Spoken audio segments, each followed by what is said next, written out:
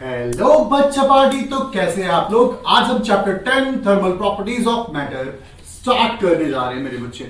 और आज हम सारी इस पूरी क्लास में आज हम लोग हीट और टेम्परेचर्स और उनके रिलेशंस और एक्सपेंशंस वगैरह को पढ़ने वाले हैं मस्त तरीके से। तो चलो मेरे बच्चे वीडियो को स्टार्ट करते हैं। मैं हूं आपका राकेश पांडे और स्वागत करता हूं अपने प्यारे से channel Physics by Rakesh Pandey में। मेरा बेटू, ये जो भी कंटेंट पढ़ाऊंगा मैं, जो भी नोट्स हैं, ये नोट्स आपको डिस्क्रिप्शन बॉक्स में ड्राइव लिंक्स में मिल जाएंगे। प्लीज वहां से जाके डाउनलोड भी कर सकते हैं। तो चलो मेरे बच्चे फटाफट देखते हैं थर्मल प्रॉपर्टीज ऑफ मैटर। इसका मतलब एक्चुअली क्या होता है? थर्मल राशि हम पढ़ रहे हैं। थर्मल थर्मल का मतलब होता है मेरे बच्चे हीट। सर्दियों का टाइम है यार और हीट पड़ रहे हैं और ज्यादा अच्छी बात है। और ऐसा कुछ करते हुए हम लोग नजर भी आते हैं। कंडक्शन कन्वेक्शन इन सब का ये पार्ट है। थर्मल मतलब हीट, मतलब हीट की प्रॉपर्टीज को पढ़ी किसमें, किसके कंडीशन, किसके रेफरेंस में? मैटर्स के रेफरेंस में। वो भी मैटर्स जो होंगे यहाँ पर फिलहाल हम सॉलिड को डिस्कस करेंगे इसके अंदर। फिलहाल सॉलिड का डिस्कशन होगा और नेक्स्ट वाले जो चैप्टर्स हैं वहां पे गैसेस और फ्लूइड वगैरह के टेम्परेचर्स पे क्या चेंजेस आएंगे वो डिस्कस करने वाले हैं। फिलहाल हम लोग यहां पर इस चैप्टर के अंदर फिलहाल क्या डिस्कस करेंगे? Basic terms of thermal terms. Thermal की प्रॉपर्टीज जैसे हीट हो गया, जैसे टेम्परेचर हो गया, इनके साथ इंटरलिंक्ड जो भी मटेरियल्स हैं उनके साथ क्या क्या बिहेवियर चेंज होते हैं, हम इन सब चीजों को देखने वाले हैं। तो चलिए यार बिना देर के पहला पॉइंट उठाते हैं। और पहला पॉइंट है मेरे बच्चा हीट क्या है।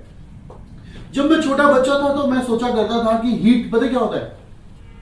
हीट गर्म सी चीज को कहते थे कि हीट, वो गर्म सी चीज को हीट है कहते हैं। बट ऐसा कुछ नहीं है। मैंने इसे छुआ, ऑफ ये हीट है, मतलब गर्म है। छुआ, ये ठंडा है। वो सेंसेशन जो हॉटनेस का सेंसेशन होता है, जो कोल्डनेस का सेंसेशन होता है, दैट इज कॉल्ड हीट। कोई चीज ठंडी है उसे भी हीट कहते हैं। सेंसेशन, उसका सेंसेशन मतलब फील करना। अगर मैंने बॉटल छुआ, ओ यार ये तो बहुत ठंडी बॉटल लग रही है, ये सेंसेशन हीट है। तो मींस मेरा बेटा मतलब heat is all about what मेरा बेटू? Heat is what? पहले हीट क्या है?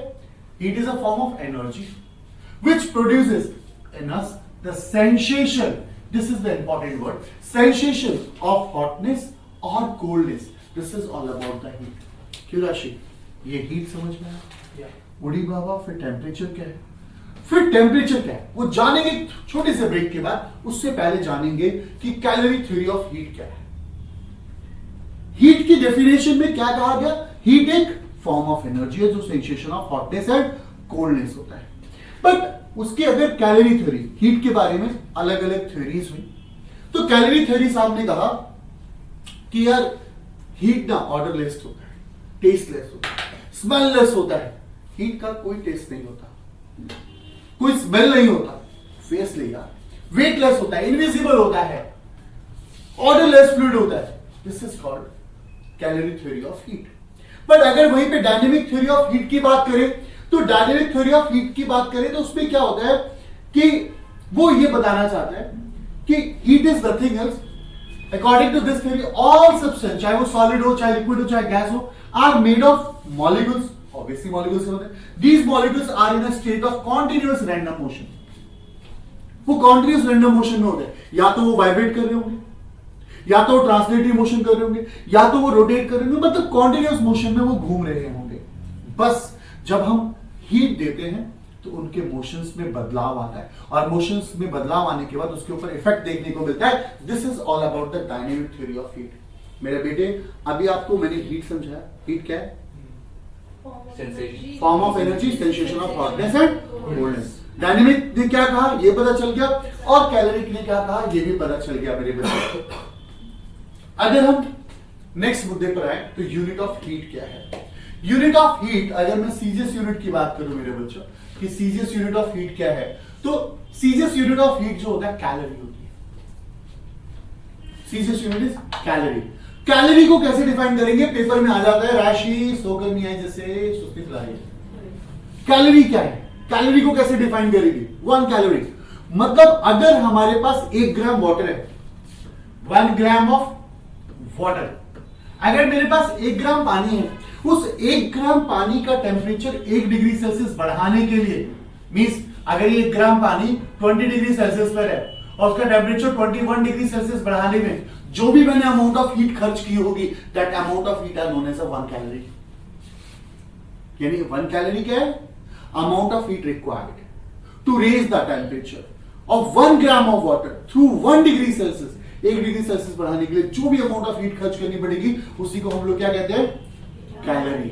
1 कैलोरी। और 1 कैलोरी 4.186 जूल के बराबर होता है। न्यूमेरिकल में हम इसको यूज करेंगे। और उसकी एसआई यूनिट क्या होती है बेटा? जूल। एसआई यूनिट क्या होती है? जूल। डन मेरा बेटू? यहां तक क्लियर है? ऑनलाइन वालों आपको भी क्लियर है मेरे बच्चे? ध्यान से सुनो। Next slide. Joule's mechanical equivalent of heat. Joule's law क्या कहता है? जूल्स लॉ का क्या कहता है? सीधी सी बात है, जूल्स लॉ साहब का कहना था कि जितना भी अमाउंट ऑफ आप वर्क डन करेंगे उतना ही हीट डेवलप होगा। यानी work done is directly proportional to amount of heat. एक एग्जांपल सोचिए, मैं दौड़ रहा हूं, मेरी बॉडी का टेम्परेचर कुछ है, मैं दौड़ रहा हूं, यानी मैं काम कर रहा हूं, क्या मेरे बॉडी का टेम्परेचर बढ़ेगा? ऑब्वियसली बढ़ेगा। जितना ज्यादा मैं वर्क डन करूंगा उतना ही ज्यादा अमाउंट ऑफ हीट बढ़ेगा। यानी work done directly proportional to heat होता है। और यहां से जब डायरेक्टली प्रोपोर्शनल साइन को हटाएंगे, जे आएगा। J is a constant and that constant are known as a joule constant. J is what? It's a joule constant. अब जूल कांस्टेंट, अब यहां देखिएगा, it may be defined as the amount of work done that must be done to produce a one quantity of heat. मतलब joule की value कितनी है मेरा? Joule constant 4.186 joule per calorie. इसका अगर सीरीज में लेके जाएंगे तो अर्च पर कैलोरी, ये इतना अर्च पर कैलोरी होगा। Means what? सिंपल से टर्म्स में देखो ना, सिंपल से टर्म्स में यार, जूल ने क्या किया? वर्क डन और हीट के बीच में रिलेशन बनाया कि जितना अमाउंट ऑफ वर्क डन होगा उतना ही अमाउंट ऑफ हीट प्रोड्यूस होगा। And this is all about the joule mechanical equivalent of heat. Hope so clear हो गया होगा मेरे बच्चे? ये वाला स्लाइड। Next slide. अच्छा है, इससे एक क्वेश्चन बनता है and that is called temperature. Heat clear हो गया ऑनलाइन मेरे बच्चे? Heat is all about what मेरा बेटा? Sensation of hotness and coldness. But अगर मैं वही बात करूं कि टेम्परेचर क्या होता है, तो टेम्परेचर होता है degree of hotness and coldness. कोई भी चीज कितने डिग्री ठंडी है, यस, कोई भी चीज कितने डिग्री ठंडी है और कोई भी चीज कितने डिग्री गर्म है, उस डिग्री को मैंने इस बॉटल को छुआ, ये बॉटल ठंडी है, अबे कितनी ठंडी है, कितना वर्ड जॉब आएगा, this is all about the measurement की बात आएगी तो वो होगा हमारा टेम्परेचर। उसे हम लोग टेम्परेचर कहते हैं। टेम्परेचर। अब आती है बात thermometry. What is thermometry? Thermometry is the branch of physics which deals with the study about measurement of temperature. जो measurement of temperature को डिस्कस करे, this is all about the thermometry. अरे जब हम टेम्परेचर को मेजर करेंगे तो किससे मेजर करेंगे? वो डिवाइस होता है thermometer. Thermometer is a device which is used to measure the temperature of a body. Body के टेम्परेचर को मेजर करने के लिए यूज करते हैं। होप सो क्लियर है? बेसिक से टर्म चल रहा है, बहुत हल्के हल्के टर्म्स हैं। चलिए अब आपके सामने टेम्परेचर स्केल्स आ गए, थर्मोमेट्रिक स्केल्स आ गए। थर्मोमेट्रिक स्केल्स में kelvin scale, Celsius scale, Fahrenheit scale, rumour scale भी होता है। पर अभी ये 3 मेन स्केल्स हैं, इसके बारे में पढ़ लेते हैं। देखिएगा मेरे बच्चे, ये है केल्विन स्केल। केल्विन स्केल ये बॉइलिंग पॉइंट ऑफ वाटर बता रहा है। ये boiling point of water 373 kelvin होता है, वैसे 373.15 एक्चुअल है। अगर हम सेल्सियस में जाएंगे तो 100 डिग्री सेल्सियस होता है। फ़ारेनहाइट में जाएंगे 212 डिग्री फ़ारेनहाइट होता है। कौन है? Boiling point of water. अगर इसका फ्रीजिंग पॉइंट देखें या आइस पॉइंट देखें 310 केल्विन। वैसे ये नॉर्मल बॉडी टेम्परेचर है, सॉरी, नॉर्मल बॉडी टेम्परेचर। यहां देखो सॉरी, अगर हम इसका फ्रीजिंग पॉइंट देखें तो 273 केल्विन होता है, 0 डिग्री सेल्सियस होता है, 32 डिग्री फ़ारेनहाइट होता है।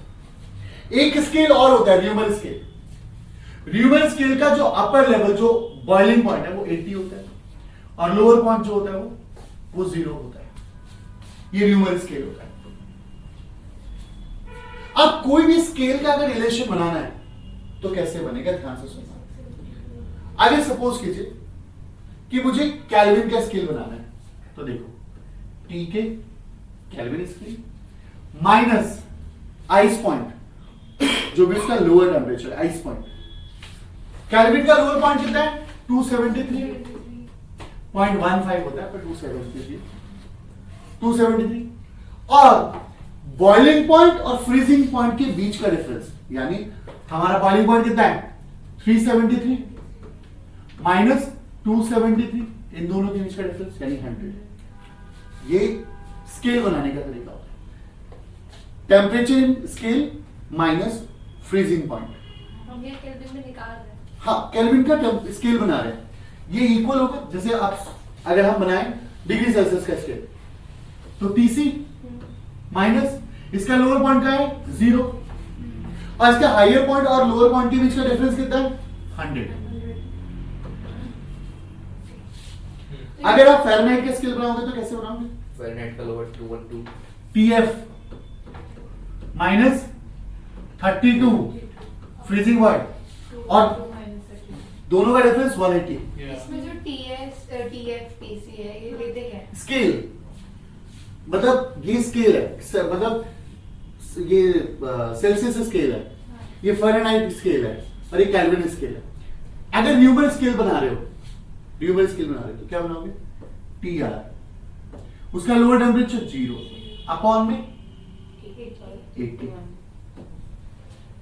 अब इसे एक काम करें, इस अब यहां से हम बहुत सारे रिलेशन फाइंड आउट कर सकते हैं। देखो कैसे, टीके minus 273 upon 100, TC upon 100, TF minus 32 upon में 180, टीआर अपॉन में 80। ये बन गया आपका स्केल। अब यहां से कोई भी वैल्यू निकालो, यहां से आप कोई भी वैल्यू निकालो। जैसे एग्जांपल दे रहा हूं मैं आपको, जैसे एग्जांपल देता हूं मैं आपको कि यहां इसके इस पे आ जाता है, यहां आ जाता है, देखो ध्यान से। अगर मैं कहता हूं कि एक क्वेश्चन देता हूं एग्जांपल, अगर मैंने कहा कि सेल्सियस स्केल जो है टीसी की वैल्यू जो है वो 150 डिग्री सेल्सियस है, हमें आंसर टीके में फाइंड आउट, केल्विन में फाइंड आउट करना है, हमें आंसर फ़ारेनहाइट में फाइंड आउट करना है, हमें आंसर र्यूमर में फाइंड आउट करना है। तो हम कैसे करेंगे, हमारे पास स्केल है क्या, टीसी माइनस टीसी अपॉन में 100 इज इक्वल टू टीके माइनस 273 अपॉन में 100, है ना। 100 काट दो मैं, टीसी में मुझे कितना गिवन है 150, टीके माइनस 273, इसको यहां लेके आ जाता हूं तो टीके वैल्यू आ जाएगी राशि 150 प्लस 420 डिग्री केल्विन, आंसर आ गया। अच्छा ठीक है, अगर मुझे अब मुझे टीके भी मिल गया, मुझे मेरे पास टीसी भी है, आपको अगर टीसी का कंपैरिजन किसके साथ करना है, टीसी अपॉन 100, आपको किसके साथ करना है, फ़ारेनहाइट के साथ करना है। तो क्या है टीएफ माइनस 32 अपॉन में 180, 0 से 0 काट दो, या टीसी की वैल्यू 150 गिवन है अपॉन में 10, टीएफ माइनस 32 अपॉन में 18, अपॉन में 18, यहां पे 150 इंटू में 18 अपॉन में टीएफ माइनस 32। यार ये 0 से 0 कट गया, इसको मल्टीप्लाई करो, 15 मल्टीप्लाई 18, 0 4 एम 270 आएगा, 270 है 9 आएगा, 9 0 270 सॉरी 270 TF माइनस 32, इसे इधर लेके आ जाओ, 300। अगर आपको रिवर्स स्केल निकालना है तो ऑनलाइन वाले रिवर्स स्केल फाइंड आउट करके बताओ कि टीआर पे क्या वैल्यू आएगी, ठीक है। और होमवर्क का एक क्वेश्चन दे रहा हूं आपको इसी के ऊपर, एक होमवर्क क्वेश्चन हो जाएगा मेरे बच्चे। अगर आपको टीआर की वैल्यू 120 र्यूमर गिवन है, आप टीसी फाइंड आउट करिए, टीके फाइंड आउट करेंगे और टीएफ फाइंड आउट करिए। ये होमवर्क है। क्वेश्चन नंबर आप 1 2 लिख दीजिएगा आंसर लिखते वक्त, ऑनलाइन क्वेश्चन नंबर 2 कर दीजिएगा। ये आपका होमवर्क क्वेश्चन है। डन? समझ में आ रहा है मेरे बेटा? पक्का? चलो आगे देखो ध्यान से। अब हम बात कर रहे हैं thermal expansion. Thermal expansion means what? फैलाव, हीट की वजह से फैलाव। जब बॉडी का टेम्परेचर हम बढ़ाते हैं तो बॉडी का टेम्परेचर बढ़ाने के बाद बॉडी का मतलब बॉडी के अंदर एक्सपेंशन होता है, बॉडी फैल जाती है, चेंज होती है बॉडी। तो अब वो एक्सपैंड जो हो रही है, हो सकता था वो एक्सपेंशन लीनियर हो सकता है उसके लेंथ में ही एक्सपेंशन हुआ, हम चेक कर रहे हो सकता है उसका एरियल एक्सपेंशन हुआ, मतलब एरिया में एक्सपेंशन हुआ, हो सकता है उसका वॉल्यूमेट्रिक एक्सपेंशन रहा हो, मतलब वॉल्यूम भी चेंज हो गया, बोलो वॉल्यूम भी चेंज हो सकता है। तो मतलब thermal expansion is all about what यार, कि जब भी हम हीट प्रोवाइड करते हैं तो हीट प्रोवाइड करने के बाद बॉडी के अंदर आने वाला expansion, this is called thermal expansion. Thermal expansion हो क्यों रहा है? क्योंकि पार्टिकल आपस में चिपके हुए। जब हम टेम्परेचर बढ़ाएंगे तो टेम्परेचर बढ़ाने के बाद होगा क्या? पार्टिकल क्या पाएगा? मोशन में आएगा, वाइब्रेट होगा, दूर दूर होगा और उसके अंदर एक्सपेंशन होगा। हो सकता है वो एक्सपेंशन लीनियर हो सकता है वो सरफेशियल हो सकता है वो वॉल्यूमेट्रिक हो। डन मेरा बेटा? योग्य क्लियर है? अब यहां देखो, अब हम बात करते हैं coefficient of linear expansion. Coefficient of linear expansion, done मेरा बेटा? अब कोफिशिएंट वर्क क्या कहता है देखो ध्यान से। सपोज करो यार मेरे पास एक रॉड है और इस रॉड की जो लेंथ है वो L है। अब क्या हुआ, मैंने इसे हीट किया और ये हीट करने के बाद एक्सपेंड हो गई, और एक्सपेंड करने के बाद इसकी लंबाई जो है वो L डैश हो गई, L डैश हो गई, इसका एक्सपेंशन L डैश हो गया। डन? जब एक्सपेंशन L डैश हुआ तो मैंने कहा कि जो इसका चेंज इन लेंथ है, चेंज इन लेंथ क्या होगा? वंश L डैश माइनस L। जो भी चेंज इन लेंथ रहा होगा, डेल्टा L रहा होगा, वो कौन कौन से फैक्टर पे डिपेंड करेगा? वो डिपेंड करेगा इनिशियल लेंथ पे। भाई साहब, इनिशियल जितना मटेरियल मौजूद होगा उतने ही तो उसी हिसाब से एक्सपेंड करोगे। मटेरियल इतू सा मौजूद होगा तो एक्सपेंशन भी इतू सही होगा। भाई जितना ज्यादा इनिशियल मटेरियल मौजूद होगा उतना ही एक्सपेंशन होगा, यानी delta L directly proportional to L होगा। Delta L directly proportional to delta T भी होगा, चेंज इन टेम्परेचर। अब अगर आप सपोज कीजिए 20 डिग्री का चेंज आ रहा है तो एक्सपेंशन उसी हिसाब से होगा। किसी के अंदर 100 डिग्री का चेंज आ रहा है, भाई साहब कोई अगर 50 डिग्री पे है उसे 150 लेके चलेंगे तो उसका एक्सपेंशन उसी हिसाब से होगा। कोई डिग्री 50 पर है 70 लेकर है तो एक्सपेंशन उसी हिसाब से होगा। यानी टेम्परेचर में जितना ज्यादा वो मिलेगा, डिफरेंस मिलेगा, एक्सपेंशन उसी हिसाब से ज्यादा होगा। डन मेरा बच्चा? अब क्या हुआ, मैंने करा कंबाइन 1 and 2, मैंने 1 और 2 को कंबाइन कर दिया। अगर मैं 1 और 2 को कंबाइन कर रहा हूं तो ध्यान से सुनो क्या होगा, delta L directly proportional to L delta T।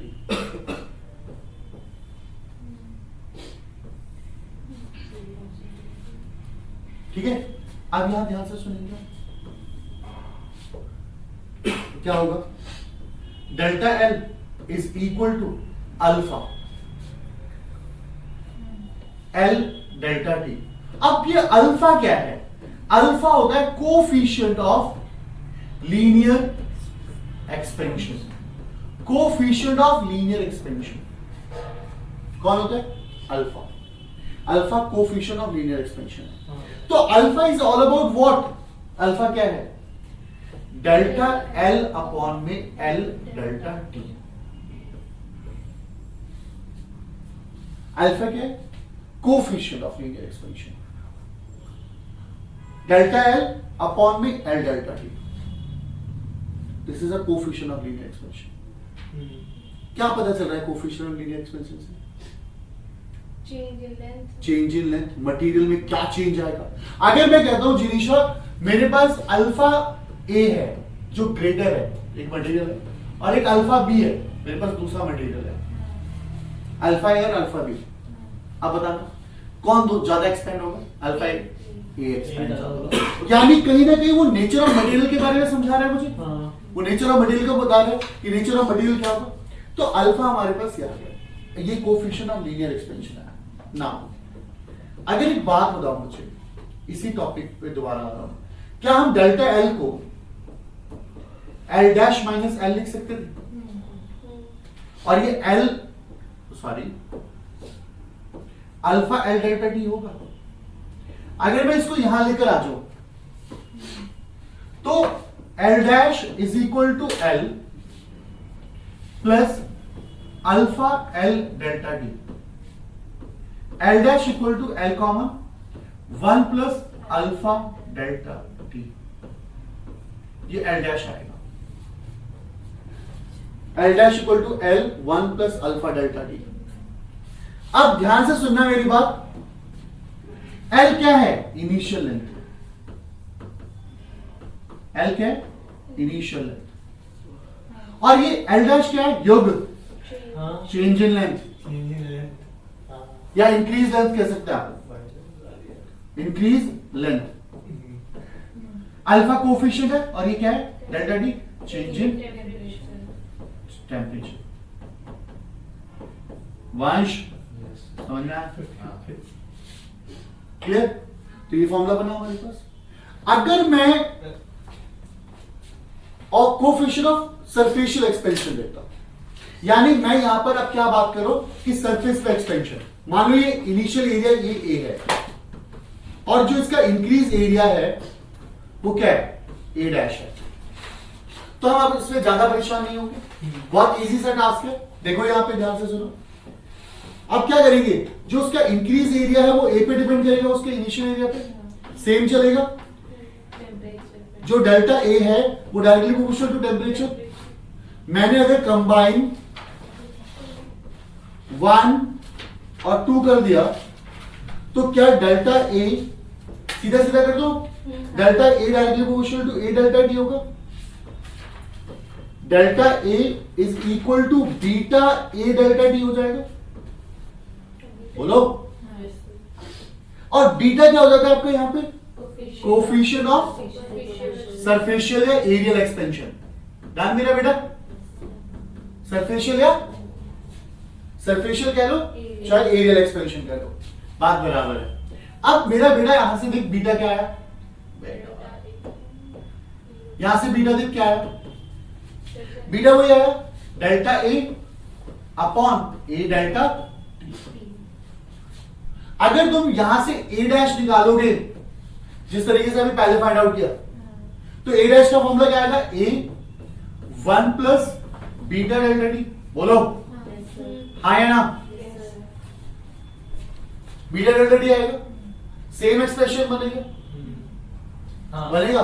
और अगर मैं यहां पर वॉल्यूमेट्रिक एक्सपेंशन में आ जाऊं तो वॉल्यूमेट्रिक एक्सपेंशन में क्या बनेगा, देखो यानी वॉल्यूम बाय चेंज, यानी अगर मैं फर्स्ट इक्वेशन की बात करूं तो delta V directly proportional to V, second की बात करूंगा delta V directly proportional to delta T, दोनों को कंबाइन कर दूंगा, सीधा आंसर लिख देता हूं, कंबाइन 1 एंड 2।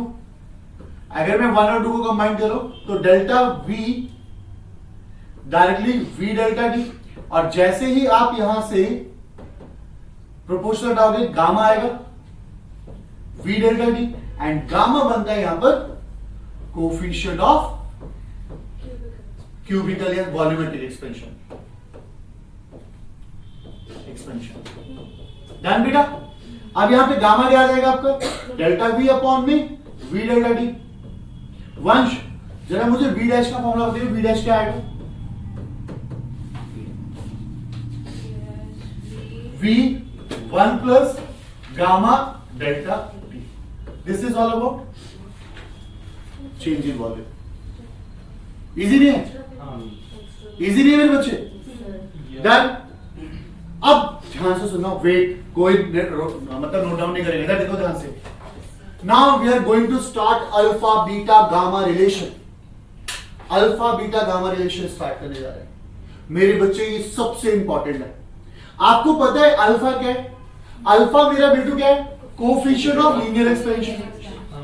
बीटा क्या है? कोफिशिएंट ऑफ वॉल्यूमेट्रिक एक्सपेंशन, तो सरफेशियल एक्सपेंशन। गामा क्या है मेरे बेटा? Coefficient of volumetric expansion, cubical कह लीजिए, वॉल्यूमेट्रिक एक्सपेंशन कह लीजिए। मेरा बेटू ध्यान से सुनेगा। अभी आप सबको पता है कि लीनियर एक्सपेंशन यानी एल डैश लीनियर एक्सपेंशन का फॉर्मूला क्या है? L 1 plus alpha delta D. हाँ या ना बेटू, ये बताइए। बेटू मेरा एरिया का एक्सपेंशन देखेंगे तो ये A1 plus beta delta T, और अगर वॉल्यूम की बात करेंगे तो V1 plus gamma delta T. हाँ या ना बेटा? मेरा ध्यान से सुनेगा। अब आपको अल्फा बीटा और गामा के बीच में संबंध बनाना है, तो कैसे बनाएंगे? तो सबसे पहले देखेंगे ध्यान से रिलेशन। हम सबसे पहले देखेंगे relation between alpha and beta, यानी हम लेंथ और एरियल एक्सपेंशन दोनों के बीच में रिलेशन देखेंगे। आपको पता है यार, ये एरिया है ए, ठीक है, मैंने स्क्वायर कंसीडर किया। तो मेरे बच्चे, मैं कह रहा हूं इनिशियल एरिया का फॉर्मूला क्या होगा? एल स्क्वायर, अरे length into breadth, initial area ही होगा। Let it be equation 1। अब मैंने कहा कि नाउ अगर मेरे पास ये लेंथ बढ़ गया, एरिया बढ़ गया, तो ए डैश इंक्रीज्ड एरिया, फॉर्मूला क्या होगा? एल डैश का स्क्वायर, एल डैश का स्क्वायर। भाई राशि ए डैश की जगह मेरा बेटू क्या लिख सकता है? A1 plus beta delta T. बोलो हाँ। ए डैश की जगह लिख सकते हो A1 plus beta delta T, और एल डैश की जगह क्या लिख सकते हो? L1 plus alpha delta T का होल स्क्वायर। बोलो हाँ। पक्का? अब यहां देखिएगा बेटा, A1 plus beta delta T, बेटा ये एल स्क्वायर हो जाएगा, ये 1 प्लस अल्फा डेल्टा टी का होल स्क्वायर हो जाएगा। बेटू मेरा ध्यान देगा, एल स्क्वायर को आप ए लिख सकते हैं, तो बेटू A1 plus beta delta T, ये ए हो जाएगा। ए प्लस बी का होल स्क्वायर आता है A square B square plus 2 alpha delta D, 2ab। बेटू ए से कैंसिल आउट। इसको अगर आप 1 प्लस बीटा डेल्टा टी लिख दें तो यहां पर होगा 1 plus 2 alpha delta T. Sir ये कहां गया? मैं आपको बता रहा हूं कहां गया। बेटा यहां पर अल्फा जो होता है, alpha is so small, alpha बहुत छोटी वैल्यूज होती है, बहुत बड़ी बड़ी वैल्यूज थोड़ी होती है, 0 पॉइंट समथिंग होती है। अल्फा बहुत छोटा है, तो अल्फा स्क्वायर क्या हो जाएगा? उससे और छोटा आ जाएगा, तो alpha square will be neglected. हम उसे खत्म कर सकते हैं, समाप्त कर सकते हैं। तो ये टर्म क्या कर दिया हम लोगों ने? खत्म कर दिया, ये टर्म खत्म कर दिया हमने। अब मेरे बच्चा ये 1 से 1 कैंसिल आउट हो गया, तो डेल्टा टी से डेल्टा टी कैंसिल आउट हो गया। उड़ी बाबा, beta equal to what? 2 alpha, तो alpha equal to what? Beta by 2। बोलो हाँ, बोलो हाँ। Alpha equal to beta by 2। Done मेरा बेटू, समझ गया? टेयोडा रिलेशन बिटवीन, अब हम लोग अल्फा एंड गामा कर लेते हैं। Relation between alpha and gamma. तो अल्फा एंड गामा का अगर रिलेशन फाइंड आउट कर रहे हैं तो हम अल्फा और गामा का रिलेशन कैसे निकालेंगे? ध्यान से सुनना। क्या हुआ, आपको पता है मेरा बेटू कि अगर मेरे पास एक वॉल्यूमेट्रिक स्ट्रक्चर है और उसका इनिशियल वॉल्यूम क्या है? V है, तो हम वॉल्यूम को, इनिशियल वॉल्यूम को L क्यूब लिख सकते हैं, V equal to L cube. And अगर मैं इंक्रीज वॉल्यूम की बात करूं तो मैं उसे लिख सकता हूं L डैश का क्यूब, हाँ है ना? V dash equal to L dash cube लिख सकता हूं। अब यहां पर V डैश की जगह पे लिख सकते थे हम लोग V1 plus alpha delta T. Oh my God, यहां लिख सकते थे हम लोग 1 प्लस गामा डेल्टा टी। बेटा यहां क्या लिखेंगे? L1 plus alpha delta T का होल स्क्वायर क्यूब। डन। अब यहां देखेंगे V equal to 1 plus gamma delta T is equal to, यहां L क्यूब हो जाएगा मेरे बेटू, ये हो जाएगा 1 प्लस अल्फा डेल्टा टी का होल क्यूब। अब बेटा एक बात सोचना, ये जो L क्यूब है उस L क्यूब को क्या लिख सकते हैं हम लोग? V लिख सकते हैं। तो क्या होगा? V1 plus gamma delta T is equal to, भाई कलर चेंज कर देते हैं, V1 प्लस अल्फा, इसको ओपन कर दे, A की क्यूब प्लस B की क्यूब प्लस 3A स्क्वायर यानी 1 का square, 3A square B alpha delta T plus 3A B का स्क्वायर अल्फा डेल्टा टी का स्क्वायर। डन मेरा बेटू। अब मेरे बच्चे आप एक बात बताओ, B से B कैंसिल आउट हो गया, यानी हमारे पास क्या बचा? 1 plus gamma delta T is equal to 1 plus 3 alpha delta T. बड़ी बाबा, ये क्या कह रहे हो सर? मैं ये कह रहा हूं कि भाई साहब अल्फा छोटा है तो अल्फा क्यूब तो नेग्लेक्टेड है और अल्फा स्क्वायर भी नेग्लेक्ट हुआ, तो इस टर्म को इस टर्म के साथ कैंसिल कर दो, हटा दो इसको। तो अब यहाँ पे हटा देंगे अगर आप, तो क्या देखने को मिलेगा? 1 प्लस 3 अल्फा डेल्टा टी, 1 से 1 कट जाएगा तो बेटा, और डेल्टा टी से डेल्टा टी कट जाएगा, तो गामा इक्वल टू 3 अल्फा, तो अल्फा इक्वल टू क्या आ गया बेटा? गामा बाय 3, अल्फा आ गया गामा बाय 3। हेंस आपने अभी क्या देखा कि अल्फा बीटा बाय 2 था और गामा बाय 3 था, हाँ है ना? अल्फा बीटा बाय 2 था और गामा बाय 3 था। अब सिंपल सी बात है, this is the alpha beta gamma relation. Area था इसीलिए 2 से डिवाइड है, वॉल्यूमेट्रिक था इसीलिए वो क्यूब से डिवाइड है। And this is all about the today's class. मिलते हैं नेक्स्ट वीडियो में, तब तक के लिए बाय बाय मेरे दोस्त।